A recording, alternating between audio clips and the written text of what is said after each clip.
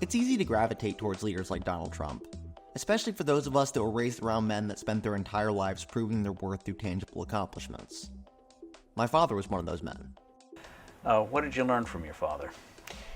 Well, he loved to work, and he was happy. He was a happy man. He wasn't, one of these guys, and I know many of them, and you know many of them, they're in their psychiatrist every day. I say, what do you do? My father was a worker, and he loved to work. I can't recall a time when he wasn't thinking strategically, working relentlessly on business deals, and trying to find ways to improve and expand. Even the day before he passed away, he was finalizing a real estate transaction.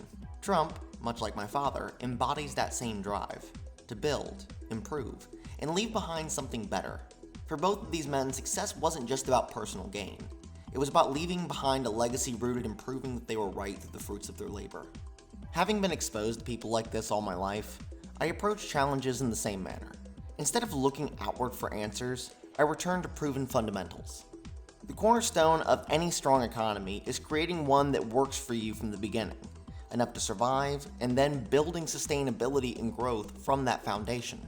As someone deeply entrenched in private equity financing, where we lend to businesses with substantial equity positions in real estate, I know firsthand the importance of sound financial principles. Liquidity is our commodity, and we ensure repayment by carefully leveraging against assets. Unlike the government, we don't deal in speculative promises or inflate debt instruments for political gain. Our model is simple. We lend with a strong equity cushion, so there's always something substantial backing the deal. In contrast to the government's handling of the dollar, our debt instruments are tied to real value. We don't destroy our instruments. We strengthen them through responsible lending and reinvestment. We use the dollar to grow our business, not to destroy people's purchasing power to gain political advantages. Our business is funded internally, meaning we generate income far beyond what we consume. The growth is driven by a solid foundation. We continually lend out the capital returned from prior loans, along with interest earned. While banks often rely on rulebook lending and complex regulations, we employ common sense lending. We only lend to those with something significant to lose, ensuring that they have skin in the game. It's like Warren Buffett said, compound interest is one of the greatest inventions. It's been around forever and will always stand the test of time. Our approach uses the same fundamental principle, continually reinvesting and growing capital based on real value. When I look at today's political and economic climate, I see a dangerous mismanagement of money. It's something we experience daily in our business, but the broader implications for the economy are even more dire.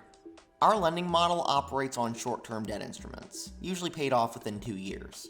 By continually reinvesting, we ensure that growth and sustainability are not just words, they're reality. In contrast, the US dollar, a fiat currency, continues to lose purchasing power with no real stored value. The more dollars printed, the less each one is worth. Our debt instruments, however, increase in purchasing power because they're tied to real, tangible assets, and remain elastic in terms of the movement in interest rates. The goal should be simple. Create an economy that allows for greater purchasing power over time, not one that touts less for more and calls it progress. The decline of the US dollar didn't happen overnight. It started when President Nixon decoupled the dollar from the gold standard in the 1970s, opening the door to unchecked government spending. Now, nearly a century later, the dollar has lost 97% of its purchasing power. What once bought a dollar's worth of goods now only buys 3 cents. This should be the dominant question in today's political discourse. How do we stop the self-destructive cycle of debt and government handouts? The dollar is a note of legal tender by decree, propped up by nothing but historical usage. When will that 3 cents become zero? The upcoming BRICS summit could mark the beginning of the end. Countries involved in BRICS aren't looking to trade in the US dollar, they're preparing to trade without it. Just as NAFTA favored a few while leaving the majority to suffer, the new BRICS system will benefit a select few, with the rest of us left to suffer the consequences. We are watching the foundation of our economy unravel, and if we don't act soon, we may never recover.